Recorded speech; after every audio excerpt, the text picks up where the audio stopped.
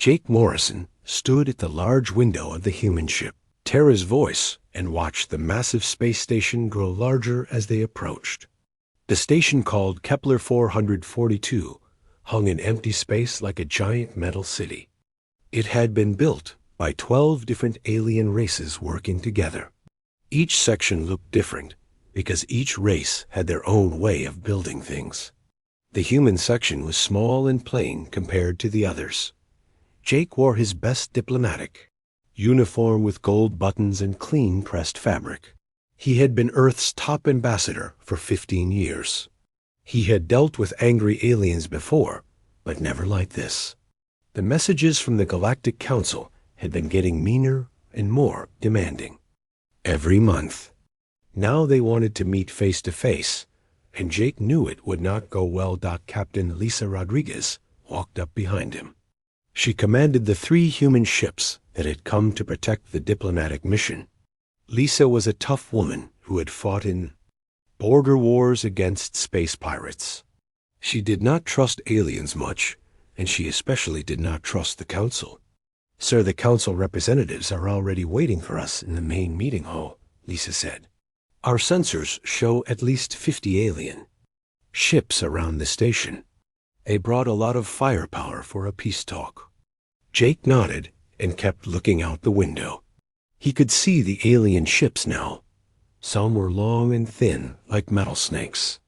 Others were round like bubbles. The biggest ones belonged to the Vorthic Supremacy. Those ships looked like dark metal spears, covered in weapon ports. The Vorthic were the strongest military power in the Council, and they hated humans more than anyone else. "How long have we been part of the Council, Lisa?" Jake asked. "About 60 years, sir. Ever since we developed faster than light travel and met our first aliens." 60 years, Jake repeated. "And in that time we have followed every rule they made. We have paid every tax they demanded. We have shared our technology and our knowledge. We have been good members." Lisa frowned. She knew where this was going. "But they are scared of us, sir. Humans reproduce fast, and we learn fast. We have gone from 1 world to 300 worlds in just 60 years. Most alien races take thousands of years to do that." Jake turned away from the window. "Fear makes people do stupid things, Lisa. Even alien people." They walked through the ship toward the docking bay. Other human diplomats joined them along the way. There was Dr. Susan Parker, who knew more about alien biology than anyone. There was Commander Alex Thompson, who understood alien military tactics. There was Lieutenant Colonel Matt Davis, who had fought aliens in 3 different wars. All of them looked worried. The docking process took 30 minutes. The aliens had very specific rules about how ships could connect to their station. Everything had to be scanned and checked and approved. Finally, they were able to walk through the airlock into Kepler-442. The station smelled strange, like metal and ozone and something else Jake could not identify. The gravity felt wrong, too. It was lighter than Earth gravity, but heavier than Mars. Gravity. The aliens had set it somewhere in the middle to make everyone equally uncomfortable. Council security guards met them at the airlock. These were Nexari collective soldiers made of living crystal. They did not speak, but their bodies flashed different colors to communicate. Right now they were flashing red and orange, which meant they were suspicious and alert. The walk to the honk meeting hall took 20 minutes through long corridors filled with alien art and writing. Jake had been here many times before, but today everything felt different. There were more guards than usual. The alien civilians they passed stopped talking when they saw the humans. Some pointed and whispered. The meeting hall was huge, with a dome ceiling that showed the stars outside. 12 large chairs were arranged in a circle for the council members. 1 small chair sat by itself for the human representative. Jake had always hated that arrangement, but he had never complained about it before. The council members were already in their seats waiting. Counselor Zeth Carr of the Vorthic Supremacy sat directly across from the human chair. He was 8 feet, tall with gray skin and 4 arms. His species looked like a cross between a lizard and an insect. 2 large black eyes stared at Jake, with obvious hatred. Next to Zethkar sat the prime crystal of the Nexari collective. It was a being made entirely of blue crystal that grew in strange geometric shapes. Light moved through its body like liquid fire. The Nexari were ancient and considered themselves the wisest race in the galaxy. The other council members included the Hive Queens, the Depth Swimmers, the Gas Giants, and 7 other species. All of them had been in space longer than humans. All of them thought humans were dangerous upstarts who needed to be controlled. Jake took his seat and waited. Protocol demanded that the council speak first at any formal meeting. Zethkar stood up on his 4 legs. His voice was like grinding metal when he spoke. Human ambassador, we have called this meeting because your species has become a problem. That must be solved. What kind of problem? Jake asked calmly, even though his heart was beating fast. You spread too fast, said the prime crystal. Its voice sounded like wind chimes in a storm. You take resources that other species need. You develop weapons that threaten galactic peace. You refuse to accept limits on your expansion. Jake had heard all this before.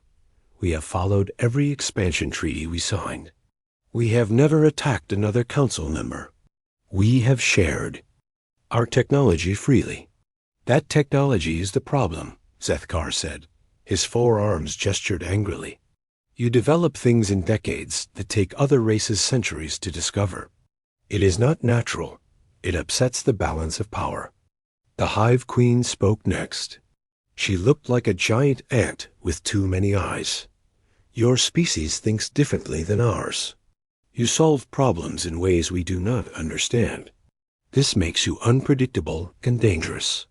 Jake looked around the circle at 12 pairs of hostile alien eyes. So what do you want from us? Zethkar smiled and showed rows of sharp teeth.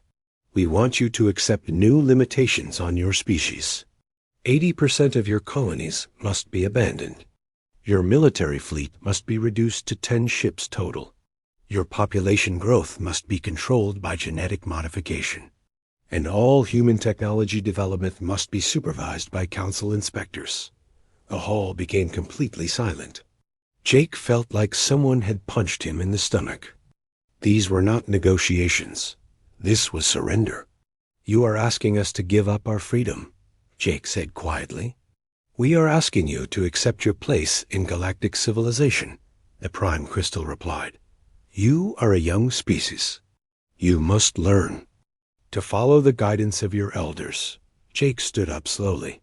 I need time to discuss this with my government. No, Zethkar said firmly. You will give us your answer now. Accept our terms or face the consequences. What consequences? Jake asked. Zethkar. Eyes glowed red with anger. If you refuse, we will declare humanity a threat to galactic peace. We will blockade your worlds. We will sterilize your colonies if necessary. One way or another, you will learn your place. Jake looked at each council member. Not one of them spoke up for humanity. Not one of them suggested compromise.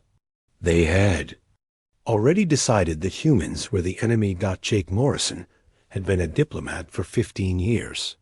He had always believed that any problem could be solved with enough talk and patience. But as he stood in that hall surrounded by hostile aliens who wanted to destroy everything humans had built, he realized some problems could not be solved with words. He gathered his papers and stood up straight. His voice was calm, but everyone in the hall could hear the steel in it.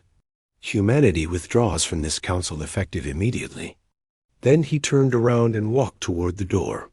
His delegation followed him. Behind them, the aliens began talking loudly in their various languages.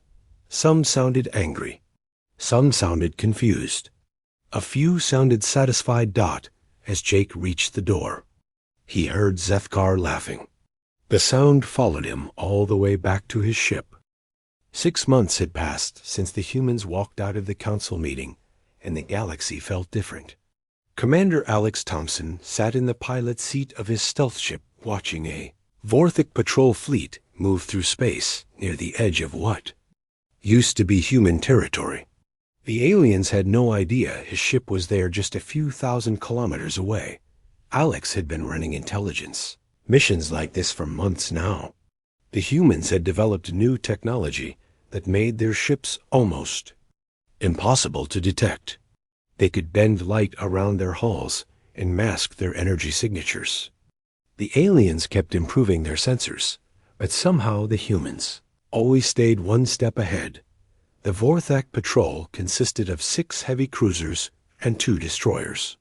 They were searching for human ships or human colonies, but they would not find any. All of humanity had simply vanished from their old territories 6 months ago. Every human world was empty. Every human space station was abandoned. Every human ship had disappeared without a trace. Alex watched the alien ships scan empty space for several hours before they gave up and moved on. Then he activated his quantum drive and jumped to his next observation point. The journey that should have taken 3 days happened in 3 seconds. Dr. Susan Parker was working in her laboratory on a world called Haven that did not appear on any galactic map. The planet existed in a pocket of folded space that the humans had created, using their new dimensional technology. From outside, it looked like empty space, but inside was a complete solar system with 3 inhabited worlds. Susan was studying samples of alien technology that human agents had collected from across the galaxy. The Nexari crystal communication devices were particularly interesting. They used quantum entanglement to send messages instantly across any distance. The humans had figured out how to intercept and decode these messages without the aliens knowing. Dr. Parker called her assistant from across the lab. "We are getting reports from our observers. The council is having serious problems." Susan looked up from her microscope. "What kind of problems?" "Economic collapse mainly. It turns out humans were more important to galactic trade than anyone realized. Without human traders and human-made goods, the whole system is falling apart." Susan was not surprised. Humans had been active in galactic commerce for 60 years. They had built trade routes and established business relationships with hundreds of different species. Human engineers had designed many of the space stations that other races used. Human doctors had developed medical treatments that kept several alien populations healthy. "Any word from Earth?" Susan asked. Still radio silence.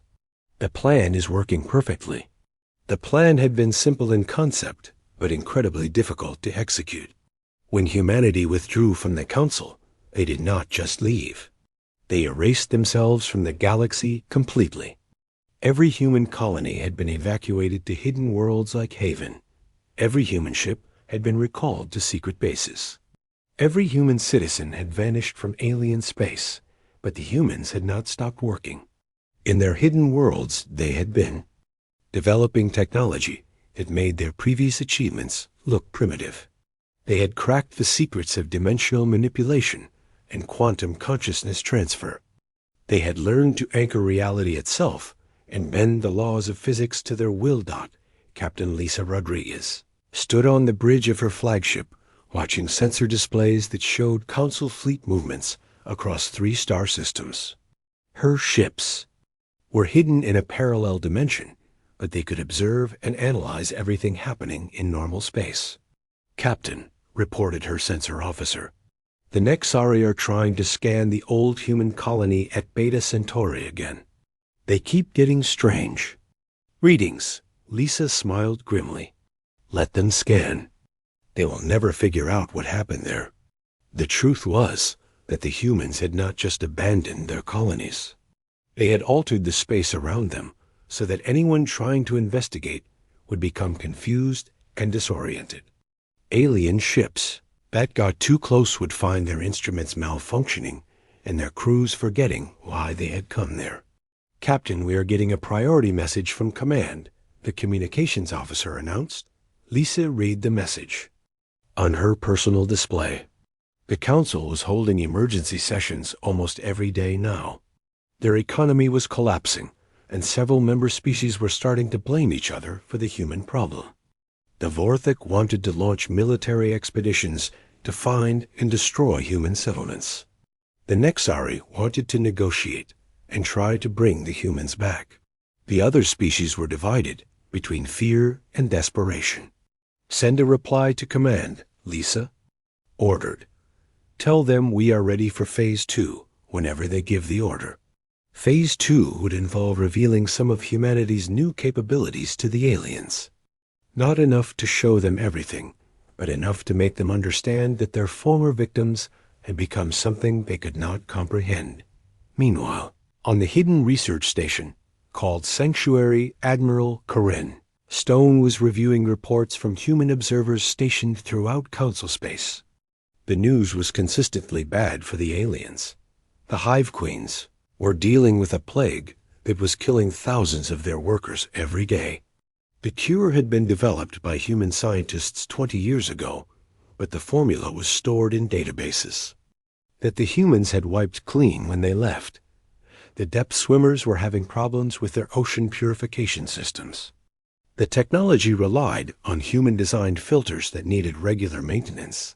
Without human engineers, the systems were breaking down, and their water was becoming toxic. The gas giants were discovering that their weather control networks were failing. The software that managed their atmospheric processors had been written by human programmers. Without updates and patches, the systems were developing critical errors. Admiral called her aide. We have a situation developing in the Vorthak home system. Karen looked at the tactical display. 3 Vorthik battle fleets were gathering near their capital world. It looked like they were preparing for a major military operation. Intelligence reports suggest they are planning to attack Earth. Aide continued. Karen was not worried. Earth was protected by defenses that the Vorthik could not even imagine. But their attempt to attack would provide the perfect opportunity to demonstrate humanity's new capabilities. Send word to all units, Karen ordered. Prepare for full revelation protocol. It is time to show the galaxy what we have become. Back on Haven, Dr. Susan Parker was putting the finishing touches on humanity's greatest achievement. The device looked simple enough. It was just a small metal sphere covered in complex circuits. But inside that sphere was technology that could rewrite the fundamental laws of physics in a localized area. Doctor, the test is ready, announced her chief engineer. Susan nodded and activated the device. Reality around the sphere began to shimmer and twist. Space itself bent in impossible directions. Time flowed backward for several seconds, then resumed its normal direction. The device created a pocket of altered physics where the normal rules did not apply. Excellent, Susan said. Begin mass production immediately. We will need thousands of these before we reveal ourselves. Across the galaxy, the Council continued to struggle with the consequences of humanity's disappearance. Trade routes collapsed without human merchants. Space stations failed without human maintenance crews. Medical facilities closed without human researchers to develop new treatments. The Nexari Prime Crystal called for emergency sessions every few days, trying to find solutions to problems that seemed to have no answers. The Vorthik grew more aggressive and demanded military action against targets they could not locate. The smaller species began to panic as their civilizations slowly fell apart.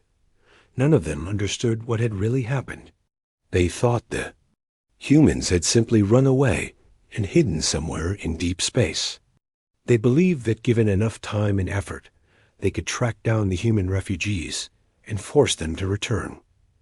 They had no idea that humanity had spent the last 6 months becoming something completely different. The humans were no longer just another spacefaring species struggling to survive in a hostile galaxy.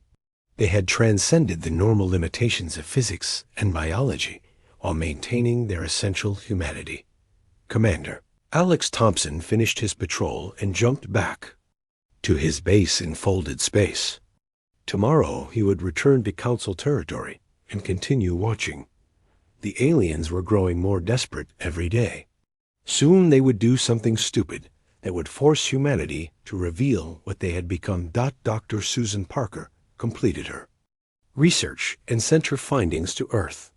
The leadership there would decide when and how to use humanity's new capabilities. They had been patient for 6 months, but their patience was not unlimited. Captain Lisa Rodriguez prepared her fleet for combat operations. Not the kind of combat the aliens would expect, but something completely beyond their understanding of warfare. Admiral Karen Stone reviewed the final preparations for humanity's return to the galactic stage. When they revealed themselves again, the galaxy would never be the same. The Council had wanted humanity to accept limits and restrictions. They had threatened to destroy human civilization if their demands were not met. Now they were about to discover that their threats had created exactly what they feared most. Humanity had evolved beyond the need for traditional space, travel, communication, or even physical form when necessary. 1 year had passed since humanity disappeared from the galaxy, and the Council was falling apart. Lieutenant Colonel Matt Davis stood on the observation deck of the defense station orbiting New Geneva and watched alien ships approach through his binoculars. The ships belonged to a Vorthic expedition force that had been searching for abandoned human worlds to occupy. The aliens had no idea that New Geneva was not abandoned at all. The planet looked empty from space because humans had learned to hide entire cities using dimensional folding technology. The defense station where Matt worked existed in a parallel layer of reality that overlapped normal space. Colonel called his communications officer. The Vorthic fleet is requesting permission to land on the planet's surface. Matt smiled coldly. Tell them permission denied. Sir, they are not asking us. They are broadcasting to empty space. They think nobody is here to answer. Then let them find out how wrong they are.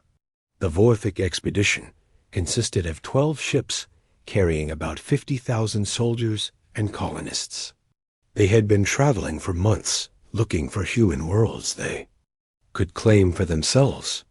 Their military leaders believed that occupying former human territory would help replace the economic losses caused by humanity's disappearance. Admiral Korthvar commanded the expedition from his flagship. He was an old Vorthic warrior who had fought in many campaigns against smaller species. He thought humans were just another weak race that had been scared away by Council threats. Begin landing operations, Korthvar ordered. Establish a base camp in the largest city and start searching for useful resources. The first transport ships entered the planet's atmosphere and headed toward what their scanners showed as a major population center. The city looked intact from above, with buildings and roads and power plants, all apparently in working condition. The transport ships landed in the city center and lowered their ramps. Vorthic soldiers marched out carrying heavy weapons and scanning equipment. They expected to find empty buildings and abandoned technology they could study and reverse engineer. Instead, they found something impossible. The moment the alien soldiers stepped onto the street, the buildings around them began to change. Walls became transparent. Gravity reversed direction. The ground turned liquid while somehow still supporting their weight. Street lights came on even though it was daytime and cast shadows that moved independently of any objects. What is happening? Screamed one of the soldiers as his weapon started firing backward at itself. The expedition sensor officer tried to scan the area, but his instruments showed readings that made no sense. According to his equipment, they were simultaneously underground and in deep space. The local gravity was pulling in 17 different directions at once. Time was moving backward and forward and sideways all at the same time. Back on the flagship, Admiral Korthvar watched his landing parties disappear from his sensors one by one. Their communication signals became scrambled and then cut off entirely. Video feeds from their helmet cameras showed impossible things like buildings made of crystallized music and streets paved with liquid starlight. "Pull back all forces," Korthver ordered. "Something is very wrong here."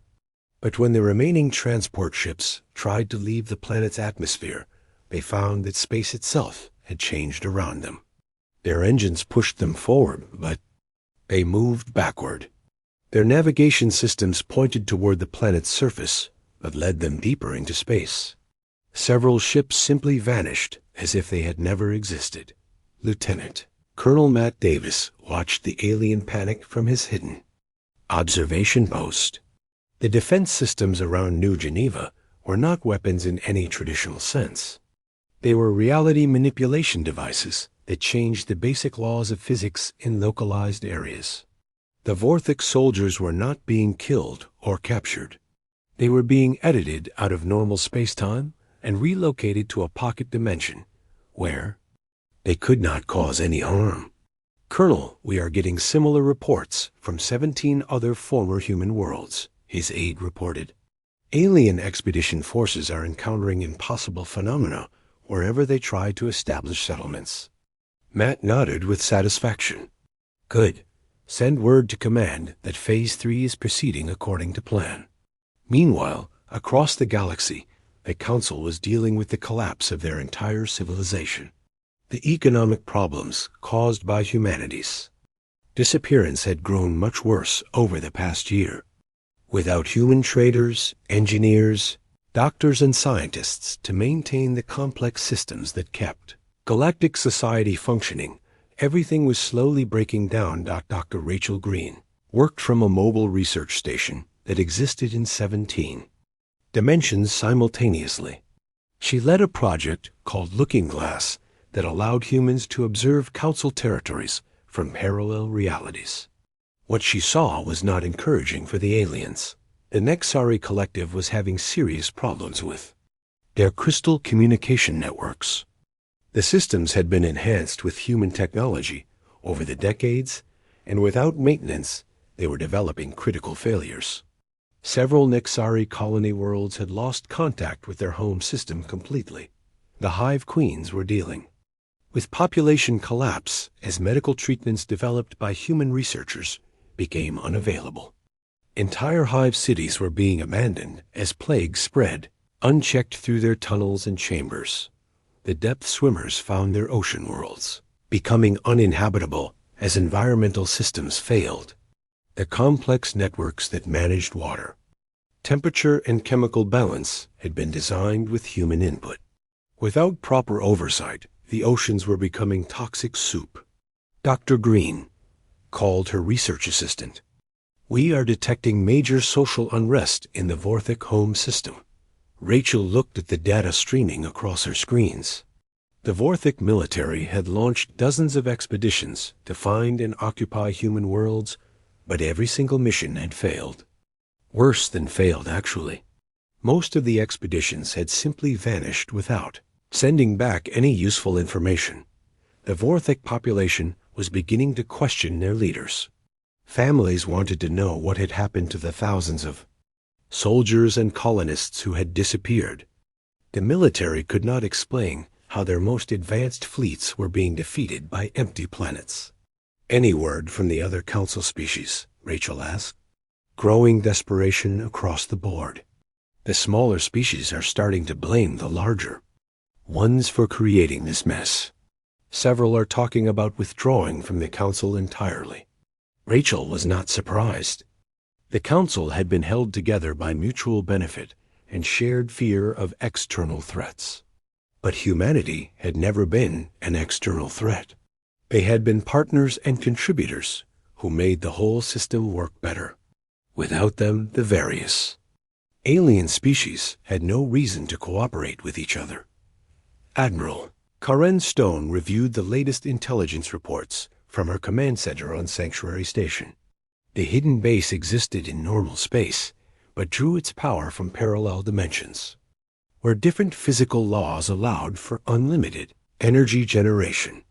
The reports painted a clear picture of galactic civilization in terminal decline. Trade networks were collapsing as species stopped trusting each other. Military alliances were fracturing as blame spread for the human crisis. Several border wars had broken out between former allies who were now competing for limited resources. "Admiral," announced her intelligence chief, "we have confirmed reports that the Vorthik are planning a direct assault on Earth." Karen was not concerned. Earth was protected by defensive systems that made the reality manipulators around New Geneva look primitive.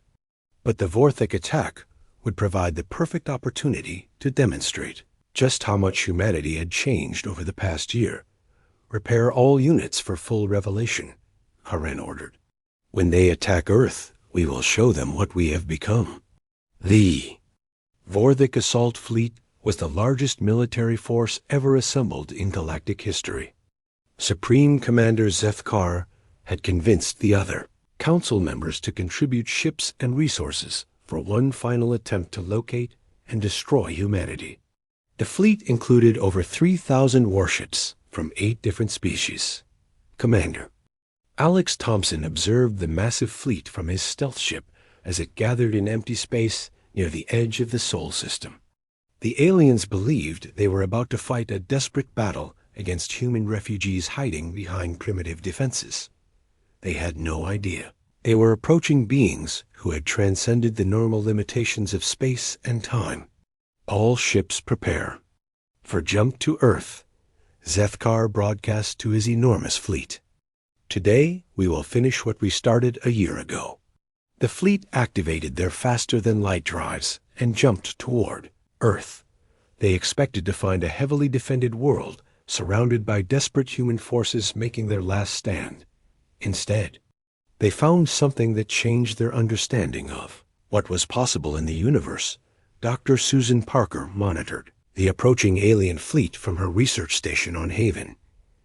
The reality manipulation devices she had perfected over the past year were ready for their first large-scale test.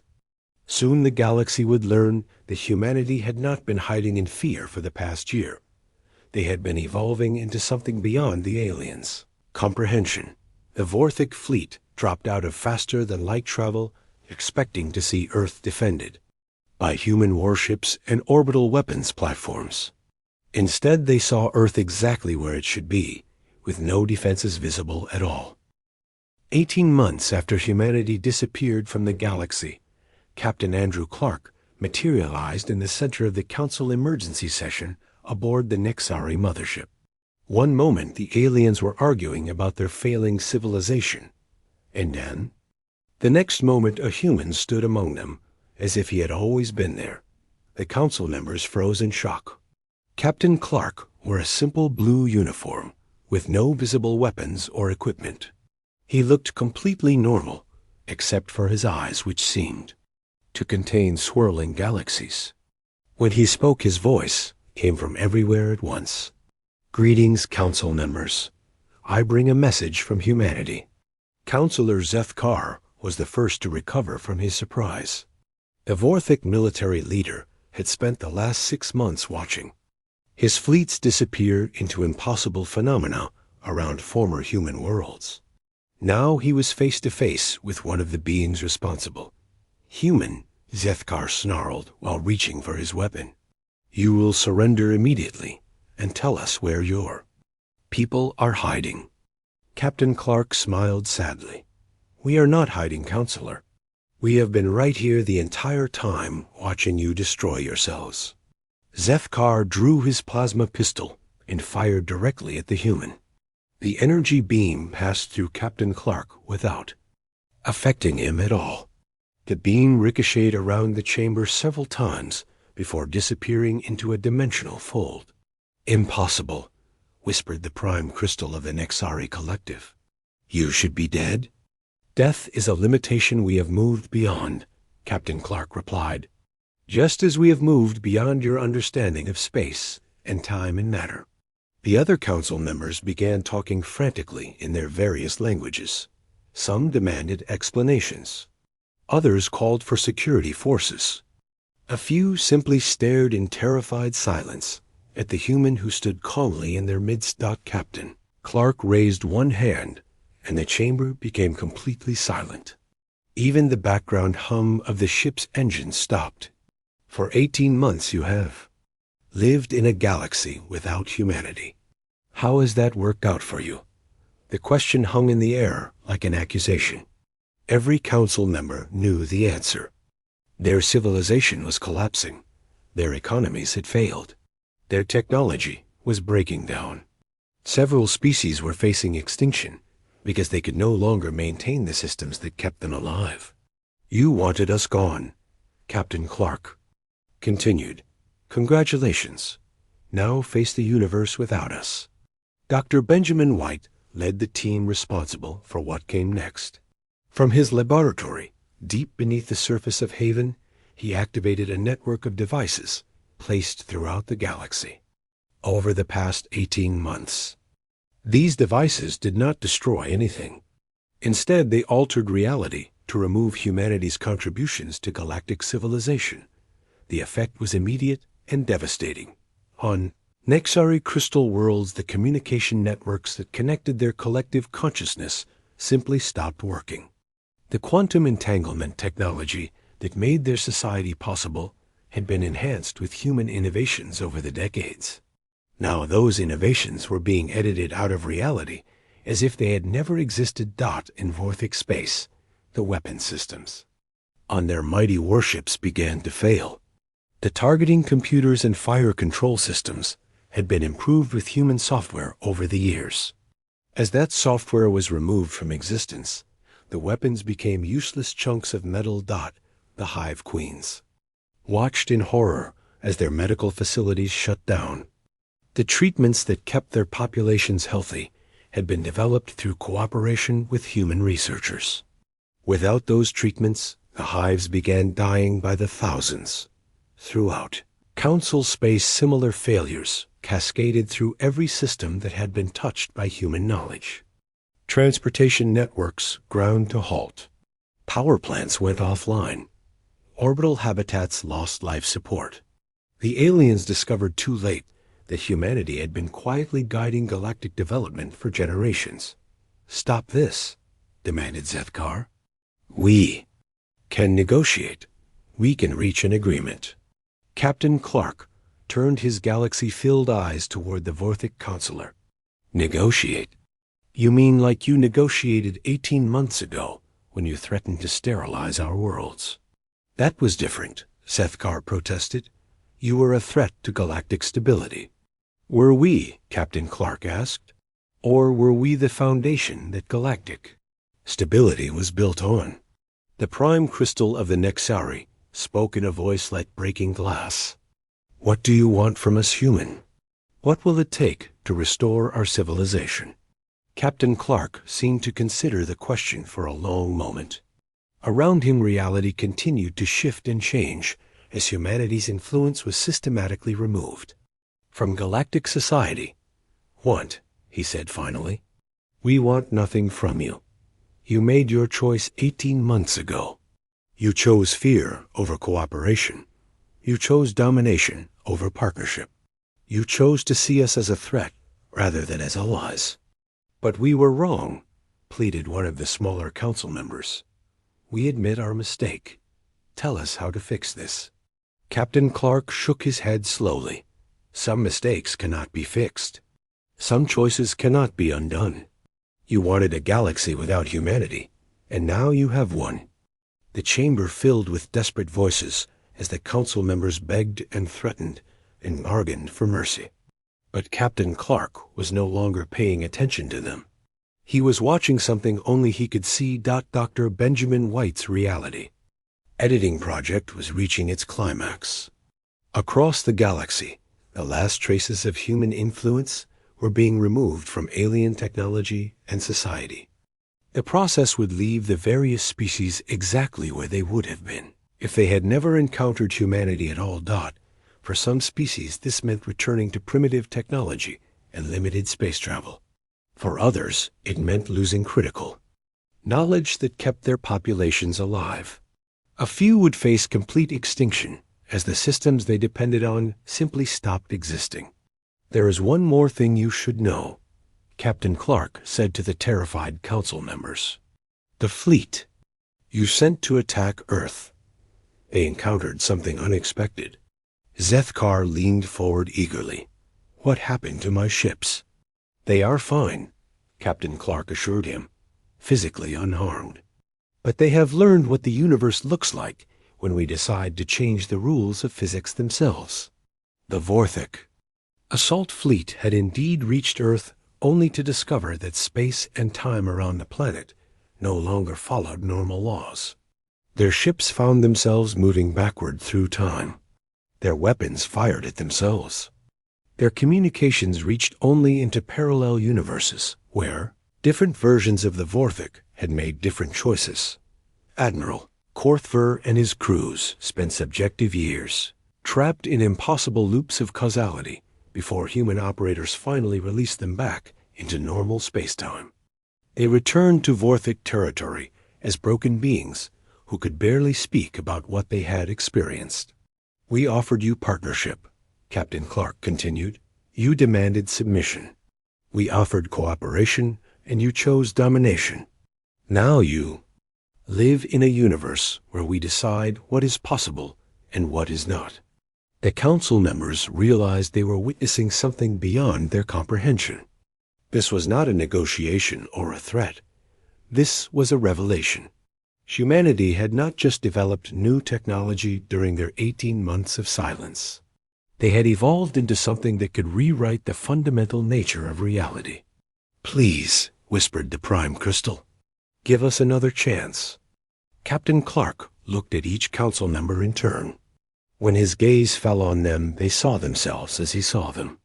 Small, frightened beings clinging to power they no longer possessed in a universe they no longer understood. "The old council is ended," he announced. "Individual species may petition for normalized relations with humanity. The process will take decades, and some of you may not survive to see it." "What about our civilizations?" asked one of the depth swimmers. "What about our people?" "You will adapt or you will not," Captain Clark replied. "Humanity learned to adapt when you cornered us. Perhaps you will learn the same skill." The human began to fade from view as he prepared to return to whatever dimension he had come from. But before he disappeared completely, he left them with one final message. "You feared what humanity might become if left unchecked. You were right to fear it. Your fear created the very thing you sought to prevent." Captain Clark vanished, leaving the council members alone with the wreckage of their civilization. Outside the mothership's windows, they could see alien ships drifting powerless through space as their systems failed one by one. The galaxy had learned the most important lesson in the universe. When you corner humanity, you do not get surrender.